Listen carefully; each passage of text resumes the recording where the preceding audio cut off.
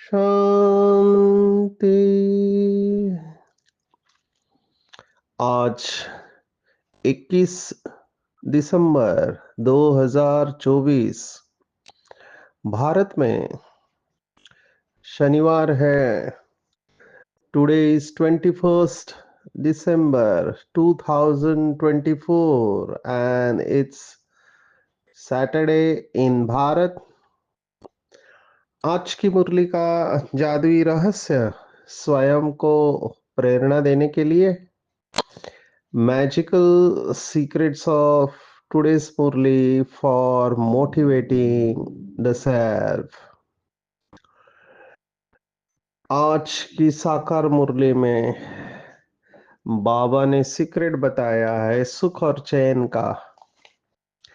बाबा ने कई बार हमको बताया कि पवित्रता सुख शांति की जननी है। जहां पवित्रता है वहां सुख और चैन है।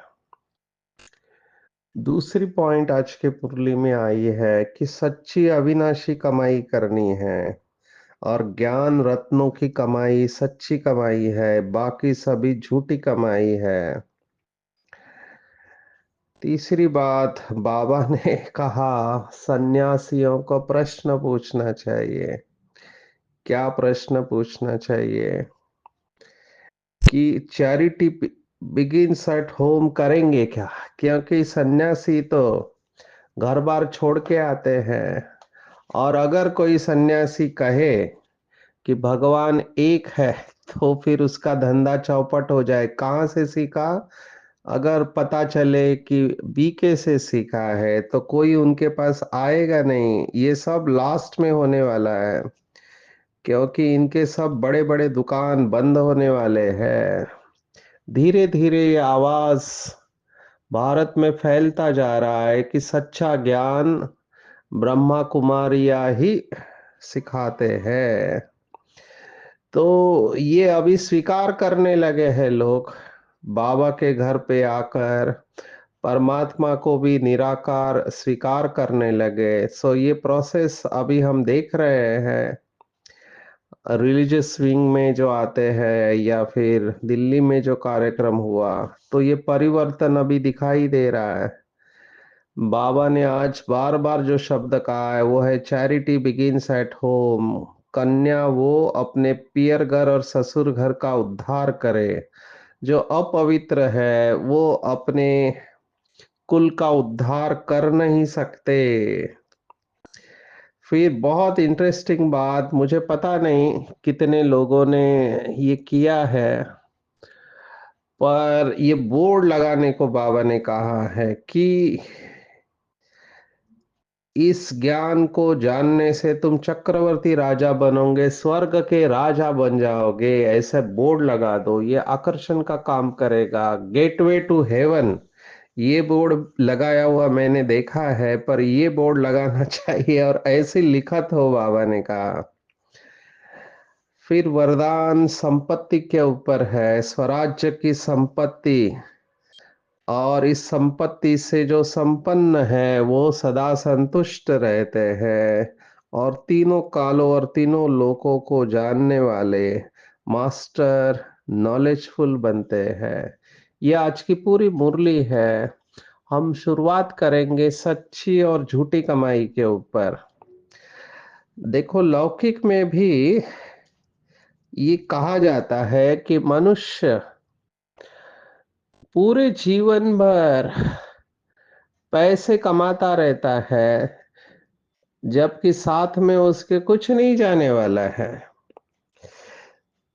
तो साथ में जब कुछ नहीं जाने वाला है फिर इतनी मेहनत क्यों?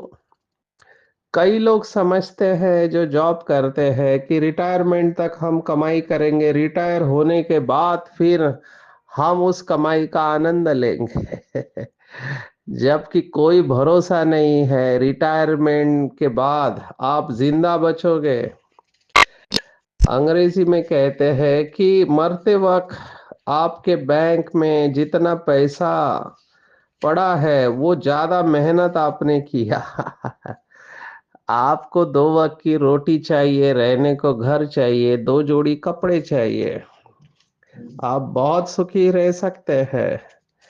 लेकिन ऐसे कहते हैं कि इंसान धन के पीछे तब तक भागता रहता है जब तक उसका निधन नहीं बन जाता। निधन नहीं होता तब तक वो धन के पीछे भागता रहता है। तो बाबा ने मना नहीं किया है। बाबा ने कहा कि कमाई दोनों करनी चाहिए। बाबा always talks about the balance. बाबा बैलेंस की बात करता है।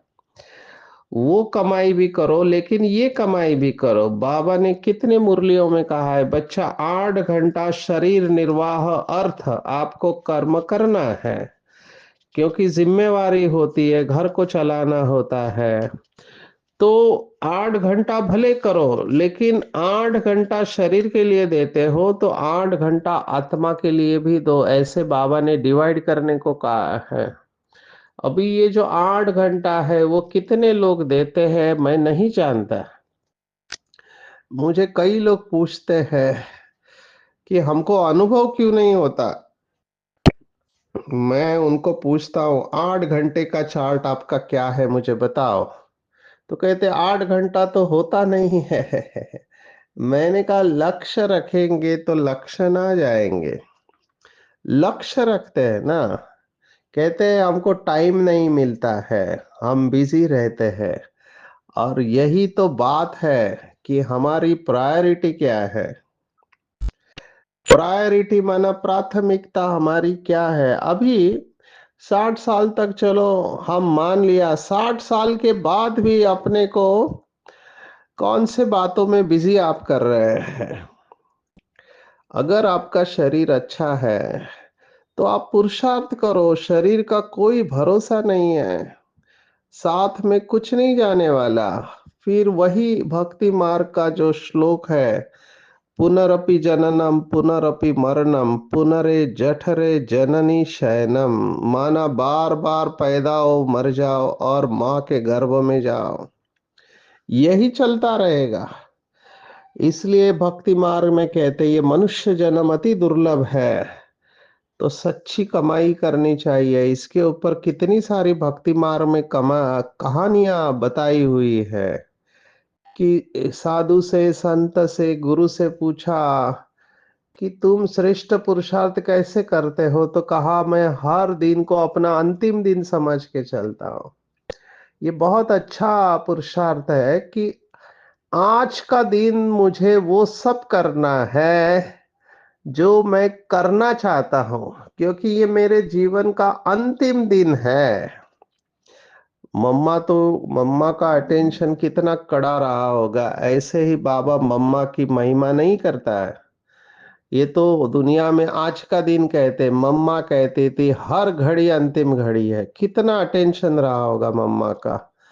माना इस आत्मा ने क्या पुरुषार्थ किया होगा, जगत पिता और जगत माता ने। ऐसे ही ये लोग विश्व के महाराजन नहीं बने हैं। हर घड़ी अटेंशन रखने वाली आत्मा है। मैंने पहले भी सुनाया कि हमारे यहाँ के एक आत्मा अभी कुमार थे। साकार बाबा के वक्त की बात है, बहुत थोड़े बच्चे मधुबन में होते थे, तो सभी फ्री थे। तो ये भाई कुछ ढूंढने के लिए कुछ कमरे में घुसा, तो वहां पे हमारी परम आदरणीय मम्मा कपड़े बदल रही थी। अभी जैसे इसने देखा मम्मा कपड़े बदल रही है तो ये डर गया कि गलती से मैं घुस गया। लेकिन मम्मा बिल्कुल निश्चिंत थी और मम्मा ने उसे पूछा आओ बच्चे क्या काम है। तो मम्मा का वो कॉन्शियसनेस, माँ का, जगत माता का कपड़े बदलते समय भी वो कॉन्शियसनेस था। माना वो कितना गहराई में गया होगा कि मैं विश्व की माता हूं। तो बिल्कुल डरे नहीं, बिल्कुल कोई दूसरा संकल्प नहीं चला। हमारे सबकॉन्शियस में ये पवित्रता का संस्कार गहराई से जाना चाहिए। तो ये ऐसा पुरुषार्थ हमको करना है, सच्ची कमाई करनी है। मम्मा और बाबा ने सच्ची कमाई की। आप सोचो, जो व्यक्ति पूरे जीवन भर हीरे मोतियों के साथ ही रहा, हीरे है, मोती है, मानिक है, पुखराज बाबा नाम क्या-क्या बताता है। हमको तो ये नाम भी नहीं पता थे कि ऐसे पत्थर होते हैं करके। नीलम होता है, क्या-क्या होता है। हमने तो ये देखे भी नहीं हैं, क्योंकि कभी संबंध ही नहीं आए, ना कभी सोने के गहने हमने पहने, हमको याद है। लेकिन आप सोचो, जिस व्यक्ति ने अपना पूरा जीवन इसमें लगाया और जिसको इसकी वैल्यू पता है, उसको ये सब पत्थर दिखाई देने लगे। पत्थर है, और पत्थर का क्या बिजनेस करने का जब सच्चे रतन हमको मिल रहे हैं। तो जब ये ज्ञान का तीसरा नेत्र खुल जाता है, तब सत्य दिखाई देता है कि सत्य क्या है। तो कमाई ज़रूर करनी है, लेकिन बैलेंस में चलना है। शुरुआत में व्यक्ति ज्ञान में आने के पहले विनाशी कमाई करता है, ज्ञान में आने के बाद विनाशी कमाई के साथ अविनाशी कमाई चालू हो जाती है। और जब अविनाशी कमाई का नशा चढ़ने लगता है, तो विनाशी कमाई कमाना छोड़ देता है। अब केवल अविनाशी कमाई करता है, अविनाशी ज्ञान रत्नों का व्यापार करता है, क्योंकि तुरंत उसे पता चलता है, जहाँ अविनाशी ज्ञान धन है, वहाँ स्थूल धन परछाई के रूप में आता है। ये बहुत गुह्य कनेक्शन है। जहाँ सरस्वती है, वहाँ लक्ष्मी अपने आप आ जाती है। तो बाबा हमको सच्ची अविनाशी कमाई करने को कह रहा है। झूठी कमाई हमने जन्म जन्मांतर की है। सच्ची कमाई के ऊपर फोकस करना है। झूठी कमाई अगर करनी भी पड़े, तो देखना चाहिए। आजकल एक शब्द इस्तेमाल करते हैं, फाइनेंशियल फ्रीडम या पैसिव इनकम। तो फाइनेंशियल फ्रीडम माना अपने को मुक्त करना है जितना जल्दी हो सके, ताकि आपको जीने के लिए आवश्यक आपकी सभी ज़रूरतें पूरी हो जाए, और फिर बाबा की सेवा में लग जाना चाहिए। बाबा ने एक मुरली में कहा था, अगर 2 वक़्त की रोटी मिल रही है, कोई ज़िम्मेवारी नहीं है, तो बाबा की सेवा में लग जाओ।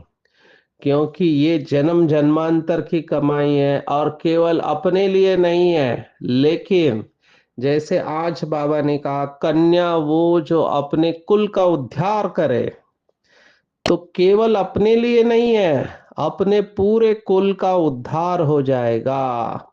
मैंने ऐसे कितने बीके देखे हैं जिनके फैमिली वाले कम से कम 50 लोग ज्ञान में है, पूरे ससुर घर पियर घर के तरफ, क्योंकि सभी को ज्ञान दिया, सभी को अच्छा लगा, तो सभी ज्ञान में चल पड़े हैं, और सभी बहुत खुश है कि बाबा मिला है।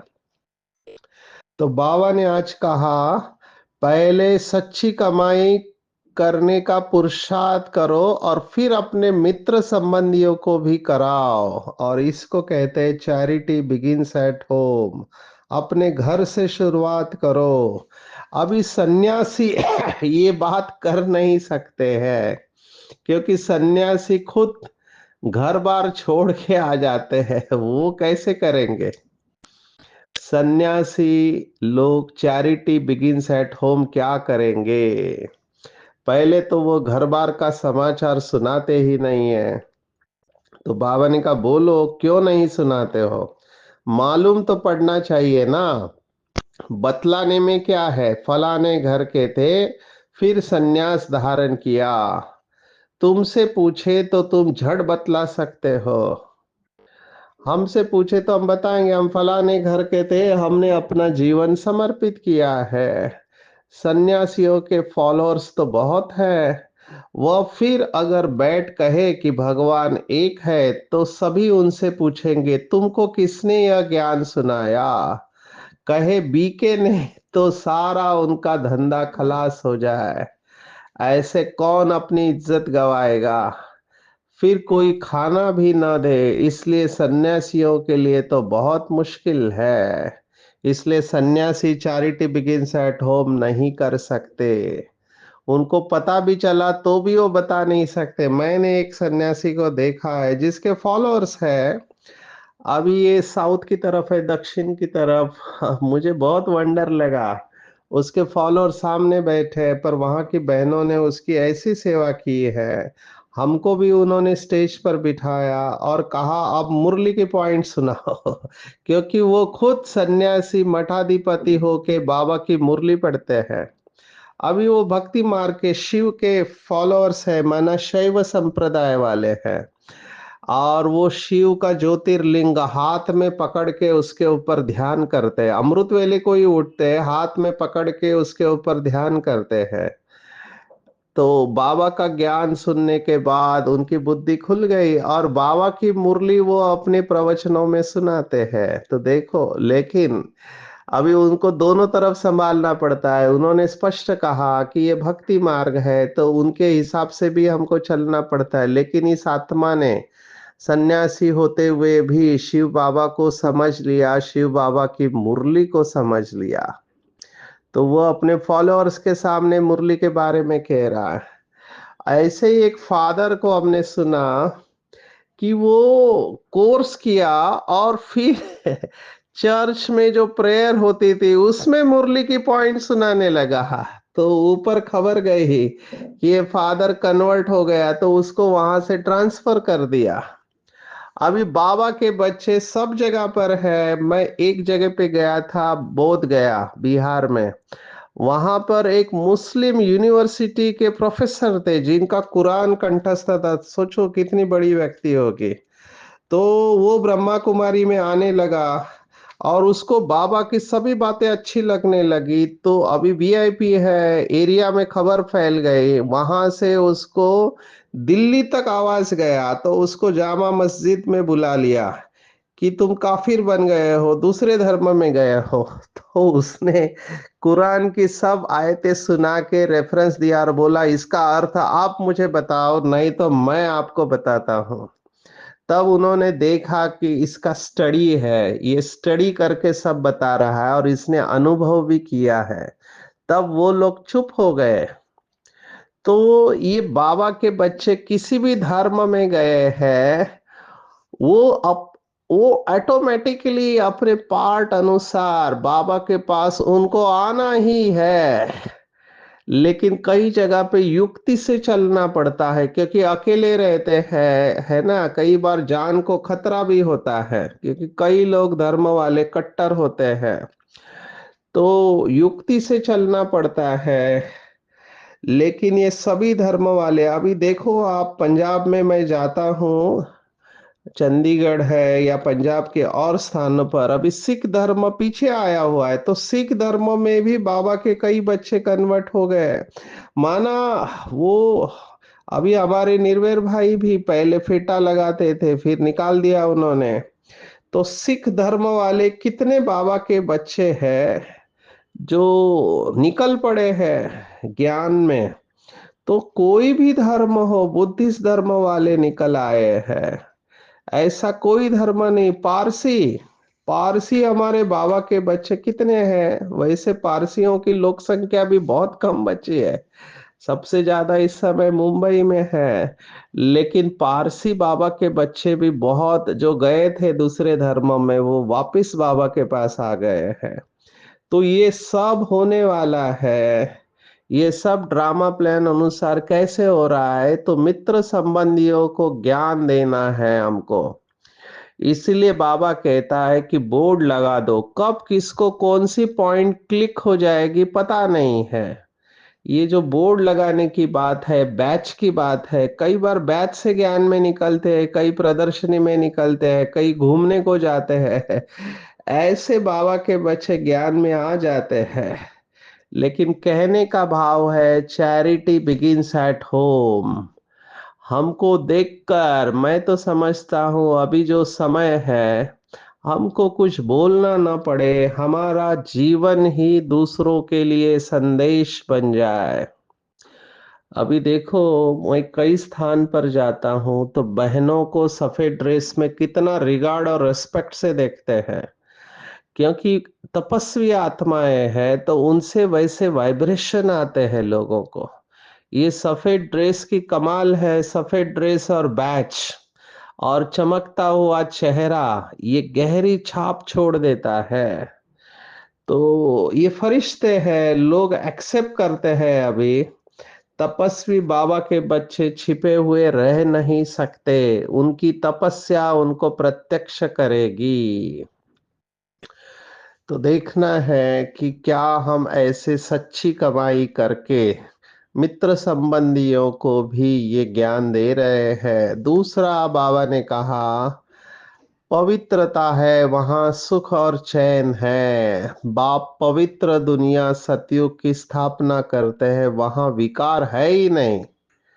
और कोई अगर आपको ये प्रश्न पूछता है कि दुनिया कैसे चलेगी, तो देवताओं के पुजारी कभी ऐसा प्रश्न कर नहीं सकते, क्योंकि उनको बताना है कि लक्ष्मी नारायण जगत पिता, जगत अम्बा निर्विकारी है, राजयोग की तपस्या कर रहे हैं। जब लक्ष्मी नारायण की महिमा गाते हैं तो कहते हैं संपूर्ण निर्विकारी। जब आप संपूर्ण निर्विकारी हो तो अपवित्रता कहाँ से आएगी? तो पवित्रता के ऊपर फिर से बाबा ने लगातार अंडरलाइन कराया है। पवित्रता सुख शांति की जननी है, हमने कितने बार देखा। तो जब भी हमारी सुख शांति चली जाती है, तब समझने का कहीं ना कहीं संपूर्ण पवित्रता में कमी है। कहीं ना कहीं कोई ना कोई विकार परसेंटेज में है, तभी तो सुख और शांति जा रही है। नहीं तो नेचुरली सुख शांति होनी चाहिए, नेचुरल है ये। अभी दुनिया के लिए अपवित्रता नेचुरल है, बाबा के बच्चों के लिए पवित्रता नेचुरल है, क्योंकि हम आदि अनादि पवित्र आत्मा है। ऐसी स्टेज पर आना है कि अपवित्रता की अविद्या हो जाए। बाबा ने आज कहा बच्चे को महात्मा कहते हैं, क्योंकि बच्चा महात्मा से भी श्रेष्ठ होता है। महात्मा को तो पता होता है निगेटिविटी क्या है, लेकिन बच्चे को बिल्कुल पता नहीं होता है। इसलिए श्री कृष्ण की डिग्री श्री नारायण से कई गुना अधिक है।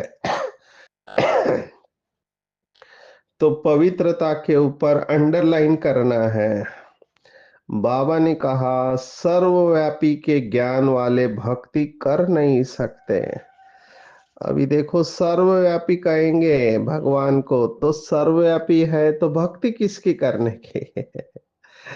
एक तरफ कहते हैं नाम रूप से न्यारा है, दूसरे तरफ कहते हैं सर्वव्यापी है। दोनों बातें फिट नहीं बैठती, दोनों एक दूसरे के अपोजिट है। तो या तो सर्वव्यापी है या नाम रूप से न्यारा है, दोनों कैसे हो सकता है? या तो सर्वव्यापी है या फिर अवतरित होता है। अभी अवतरित होता है तो यहाँ नहीं है, ऊपर से आता है, तो यहाँ कैसे हुआ? तो ये सब बातें हैं। बाबा ने कहा पूरा सूत ही मूंझा हुआ है और हमको ये सूत सुलझाना है।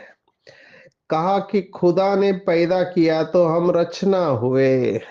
तो खुदा खुदा ने क्रिएट किया, कल भी बात आई थी क्रिएटर और क्रिएशन। तो खुदा ने हमको पैदा किया है तो हम उसकी रचना हुए, वो रचयिता हुआ। सभी धर्मों वालों ने इसको माना है। आज विशेष एक धर्म को बहुत दिनों के बाद बाबा ने याद किया है। देखो, बाबा सभी धर्मों के बारे में कहता है, आज की मुरली में जैन धर्म को याद किया है। और बाबा ने एक्सेप्ट किया कि जैनी लोगों का सन्यास कितना डिफिकल्ट है। आप किसी जैन को पूछो कि क्या करते हैं ये जो जैन साध्वियां होती है, ये अपना जीवन देते हैं, बहुत कड़े नियम है इनको। बाल इनके ऐसे निकालते हैं कि बहुत तकलीफ होती है बाल निकालते समय। और भी कई सारे इनके नियम है। एक तो गाड़ियों का इस्तेमाल नहीं करते हैं, पैदल चलना है इनको, जहां पर भी जाएंगे पैदल चलेंगे। कितने दूर तक हम देखते हैं कि इनको लेके जाते हैं। अभी कभी उम्र हो जाती है तो उनको व्हील चेयर पर लेकर जाते हैं, पैर में चप्पल भी नहीं पहनते हैं। जैन में भी दो है, एक दिगंबर और श्वेतांबर। अभी माताएं बहनें तो कपड़े के बिगर चल नहीं सके, लेकिन भाई लोग दिगंबर होके चलते हैं। तो ये सब अलग अलग विचार वाले हैं। इनमें भी अलग अलग प्रकार के हैं। मैं गुजरात में था तो गुजरात में वलसाड़ में मैंने देखा कि एक त्रिपुटी बंधु महाराज करके थे। अभी जैन लोग हमेशा पैदल चलने वाले, लेकिन ये फ्लाइट से गए विदेश में। और इनका कहना है कि अगर हम साधनों का इस्तेमाल नहीं करेंगे तो विदेश में हमारे धर्म का प्रचार कौन करेगा। तो ये अलग अलग विचार के तेरह पंथी है। लेकिन इनका सन्यास बाबा ने, क्योंकि आज की पूरी मुरली सन्यास के बारे में है, घर बार से सन्यास करने वाले हद के सन्यासी और बाबा के बेहद के सन्यासी। तो जैन लोगों का सन्यास कड़ा है, ये बाबा ने आज के मुरली में बताया है। एक कोई आत्मा आती है और वो जैन धर्म की स्थापना करती है। वैसे तो महावीर को कहा गया है, उसके बाद भी 24 तीर्थंकर के बारे में वर्णन है। कोई जैन मुनि ने बैठ अपना नया धर्म स्थापन किया, परंतु उसको आदि सनातन देवी देवता धर्म तो नहीं कहेंगे ना। अब वह तो प्राय लोप है। कोई ने जैन धर्म चलाया और चल पड़ा, यह भी ड्रामा में है। अभी उनके यहाँ पे महावीर कहते हैं, तो बाबा ने महावीर का अर्थ भी हमको बताया है कि महावीर कौन है। तो जो माया के ऊपर विजय प्राप्त करते वही महावीर और आदि देव। क्योंकि देलवाड़ा मंदिर जो है, बाबा हमेशा इसको याद करता है, जैनियों का मंदिर है, आदि देव की मूर्ति है, नीचे तपस्या कर रहे, ऊपर स्वर्ग है। तो बाबा को उसको टच करना ही था इस धर्म के बारे में। अच्छा, परमात्मा को न जानने के कारण अपने को शिवो हम कह देते हैं, ये सन्यासियों की बात है। शिवोम बोलते रहते, कभी बोलते अहम ब्रह्मास्मि, माना मैं ब्रह्म हूँ। फिर कहते हैं शिवोहम, क्योंकि सर्वव्यापी की बात है, इसलिए इसमें फंसे हुए हैं। तो बहुत सारे कंफ्यूजन है, इन सब का जवाब हमारे पास अभी है। शिवोहम के बजाय शिव संतानम अहम, और ब्रह्मास्मि अहम ब्रह्मास्मि के बजाय अहम ब्रह्म निवासी, ये शब्द ठीक है। स्वराज्य की संपत्ति के ऊपर आते हैं। बाबा ने आज स्वराज्य की संपत्ति को याद किया है। कितने बार बाबा ने कहा है, विश्व राज्य अधिकारी बनेंगे नहीं, ये चेक करना है तो अभी का स्वराज्य देखो, क्योंकि अभी के स्वराज्य अधिकारी ही भविष्य में विश्व राज्य अधिकारी बनते हैं। और स्वराज्य में संपत्ति कौन सी है, तो ज्ञान गुण और शक्तियां। हर राजा के पास संपत्ति होती है, तो हमारी भी संपत्ति है, ज्ञान गुण और शक्तियां। और जो इस सर्व संपत्तियों से संपन्न होते हैं वो सदा संतुष्ट है, सदा संतुष्ट है। उनके पास कोई भी अप्राप्ति का नाम निशान नहीं होगा। हद के इच्छाओं की अविद्या होगी, माना इच्छा क्या होता है वही इनको पता नहीं है। जिसको बाबा ने कहा इच्छा मात्रम अविद्या, वो सदा दाता होंगे। क्योंकि जब आत्मा अंदर से भरपूर होती है वो दिए बगैर रह नहीं सकती है, रहम ऑटोमेटिकली आता है। क्योंकि वो उस स्टेज से जा चुका है, तो मांगता नहीं होंगे, दाता होंगे। और उनकी सुख शांति अखंड होगी। कोई भी परिस्थिति उनके अखंड शांति को खंडित नहीं कर सकती। ये स्वराज्य की महिमा आज बाबा बता रहा है कि स्वराज्य की संपन्नता द्वारा सदा संतुष्टता का अनुभव करना है और ज्ञान नेत्र से तीनों काल और तीनों लोगों को जानकर स्वयं को नॉलेजफुल बनाना है। अच्छा, आज के मुरली में टेक होम है, अविनाशी कमाई करनी है। पहले खुद कमाई करनी है, फिर अपने मित्र संबंधियों को भी कराना है। घर में रिश्तेदारों में कोई नहीं रहे जो बाद में उला ना दे कि हमको क्यों नहीं बताया। सुख और चैन अगर प्राप्त करना है तो पवित्रता को धारण करना है। जितना जितना पवित्रता की परसेंटेज बढ़ेगी, उतना सुख और चैन की अनुभूति होगी। चलते फिरते अपने को शांति धाम का निवासी समझना है। शांति धाम और सुख धाम को याद करना है, दूसरों को भी कराना है। स्वदर्शन चक्र से माया का गला काटना है और स्वराज्य की संपत्ति के द्वारा, संपन्नता द्वारा सदा संतुष्टता का अनुभव करने वाले संपत्तिवान बनना है, मास्टर नॉलेजफुल बनना है। अच्छा, ओम शांति।